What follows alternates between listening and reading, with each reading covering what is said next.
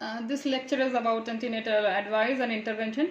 क्या क्या antenatal period में प्रेग्नेंट मदर को क्या क्या एडवाइस करेंगे और क्या क्या इंटरवेंशंस लिए जाते हैं. इसमें जो आगे प्रेजेंटेशन में आएगा, बेसिकली आयरन फॉलिक एसिड की कितनी डोज लगती है, आयरन प्रोफाइलेक्सिस के लिए, थेरेपी के लिए कितना कितना चाहिए, उसके बेसिस पर मैंने ये क्वेश्चन बनाए हुए हैं. एंड एडवाइस में एक्सरसाइज कितने मिनट डेली करनी चाहिए और स्लीप पर डे कितना होना चाहिए, एंड टीटी का क्या डोज एंड शेड्यूल है. This will presentation will comprise the answer question answer of these.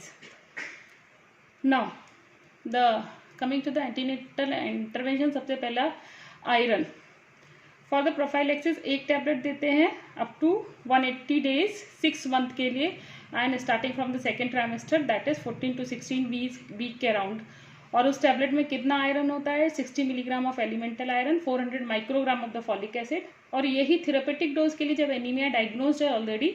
Anaemia diagnose कब बोलते हैं? जब हीमोग्लोबिन का लेवल 11 ग्राम पर डे से कम हो. मैं पहले बता चुकी हूँ इस चीज़ को. तब 2 टैबलेट पर डे देते हैं, सुबह और शाम, 6 मंथ के लिए. नाउ आयरन देते में कुछ एडवाइस देनी चाहिए कि लाइक इट शुड, जो मदर है उसको आयरन अर्ली मॉर्निंग में एम्प्टी स्टमक लें तो बेटर रहेगा. इफ वुमेन हैज़ नोजिया और pain in the abdomen, take a tablets after the meal.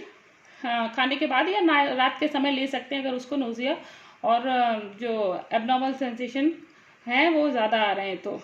And इसके साथ साथ आयरन रिच डाइट के लिए एडवाइस करेंगे green leafy vegetables and jaggery and all. And मैंने इसमें एक पिक्चर दिखाया है जिसमें आयरन फूड के सोर्सेज दिखाए हैं.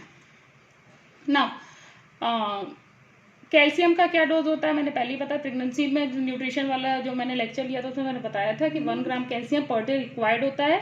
तो 500 मिलीग्राम की चुवेल टैबलेट बीडी प्रिस्क्राइब करते हैं.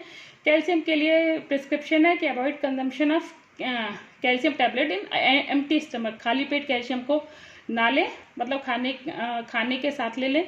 एंड कैल्शियम और आयरन टैबलेट एक साथ कंज्यूम नहीं करनी चाहिए, डिफरेंस होना चाहिए कंजम्पशन में.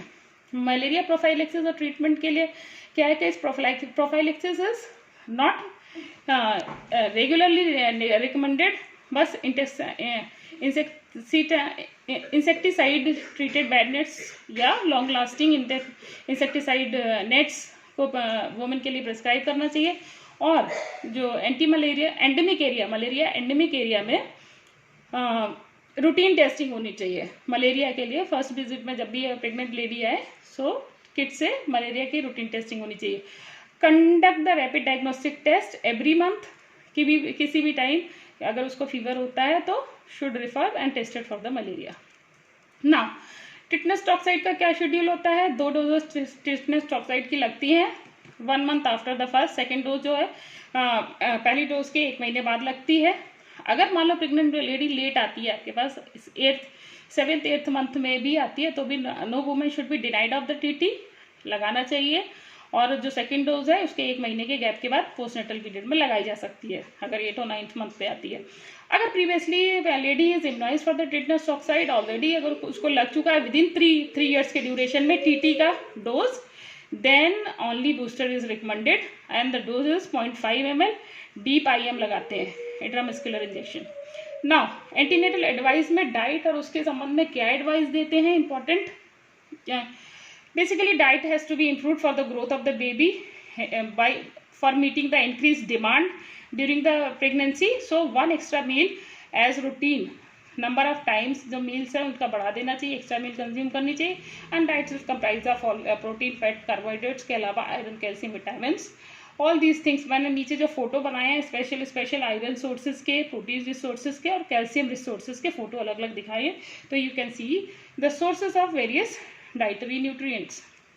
नाउ एडवाइस में पर्सनल हाइजीन में lady should take bath daily, twice daily. Hygiene regular रखना चाहिए. कितने देर स्लीप होनी चाहिए? It should be 8 to 10 hours sleep every day and during every night 8 to 10 hours every night.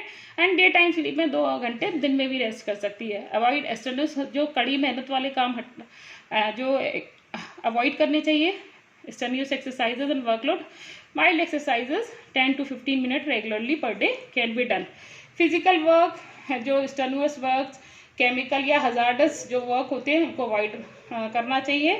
light work should be continued, that is required for good health of the mother.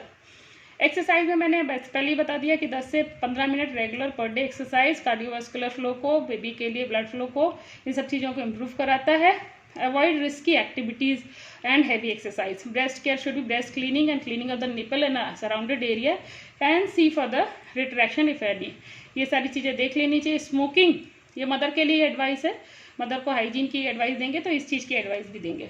Smoking should be avoided. Smoking और alcohol consumption या कोई भी harmful substance का consumption नहीं करना चाहिए. किसी भी मेडिकेशन का कंजम्पशन बिना डॉक्टरी एडवाइस के नहीं करना है. ठीक. Clothing should be comfortable. Comfortable cloth होने चाहिए लेडी के. क्योंकि ब्रेथलेसनेस वगैरह ज़्यादा फील होता है ऐसे टाइम पे. Sexual activity should be avoid coitus during first 3 and last 2 months of the pregnancy, and it increases the risk of abortion. Travel अगर कुछ भी planned है तो small travel can be done. Avoid the travel during the first 3 months and last 2 months preferably. If traveling is for the long duration, the period of the activity and rest should be scheduled. तो scheduled और planning के साथ कर सकते हैं. Preferably it should be avoided. Drugs should not be consumed without any prescription.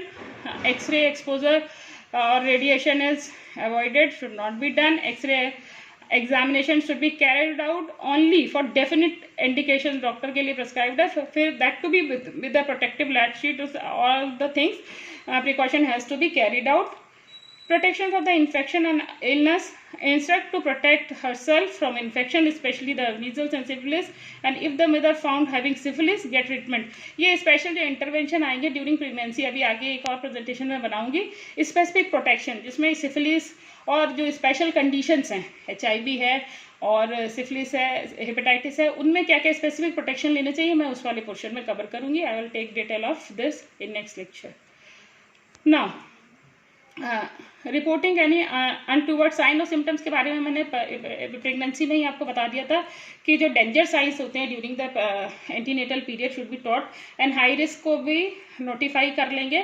तो ये सारी चीज़ों को प्रेगनेंसी में मदर को भी बता देना चाहिए कि अनयूजुअल पेन हो, ब्लीडिंग हो, स्वेलिंग कहीं पे भी हो या फीवर आए तो इमीडिएटली रिपोर्ट करें. It's can be complicated, may be there may be foetal distress and other complicated factor associated. Child care के रिगार्डिंग मदर, अगर मान लो दूसरा बच्चा भी है और एक दूसरा बच्चा एंड शी इज़ प्रेग्नेंट, तो उसके लिए स्पेशल अरेंजमेंट और family support should be there. And family support and counselling is obviously important for a pregnant lady. Educate mother about the nutrition hygiene, जो कि मैंने न्यूट्रिशन के ऊपर वाले पॉइंट, हाइजीन के पॉइंट बताए हैं. और चाइल्ड बर्थ के लिए प्रिपरेशन, काउंसलिंग और नेक्स्ट इशू के लिए फैमिली प्लानिंग, कितना गैप होना चाहिए दो इश्यूज़ के बीच में. इस सब के बीच में लंबा टाइम होता है, 9 महीने में लेडी आपके पास कई बार आती है, तो आप फैमिली प्लानिंग के लिए उसके लिए काउंसलिंग कर सकते हैं अगर उसके 2 बच्चे हो चुके हैं. This is the second issue.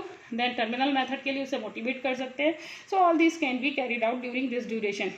If this is first issue तो सेकंड इशू जल्दी प्लान ना करें. स्पेसिंग के लिए उसे एडवाइस कर सकते हैं IUCD वगैरह बीच के लिए कि आप इस बच्चे के बाद ऐसा करवा लेना, क्योंकि पहले से माइंड मेकअप होता है, तो that would be easy to convince for next one. So these are the references.